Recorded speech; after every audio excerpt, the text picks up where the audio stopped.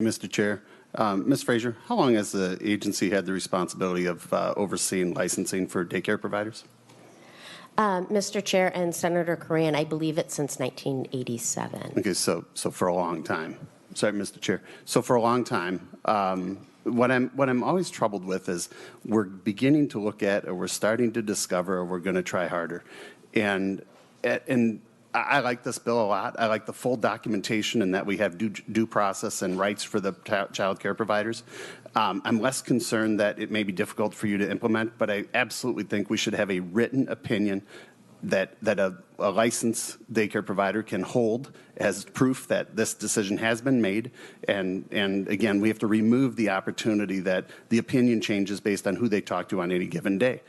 Most of our counties operate on the rules that you provide and oversight in how they operate. And so I'm just troubled that even today you're still at, well, we're going to try and figure this out. We're going to try and put something in place. We've had a complete collapse, and I believe the agency's been responsible for oversight and licensing, and I think they've been part of the issue why so many people have left this business. We're in a catastrophic business environment for our child care providers. I think every testifier here has highlighted that. So when we have somebody, or we have a process that appears to give an independent provider real rights when their government acts against them, it's not an inconvenience. This is their lifeline. This is their livelihood. And so I want to see the agency's attitude change towards, we're actually here to serve. We want to provide safety and security, but to acknowledge that we're just working on it. You've been doing this for decades.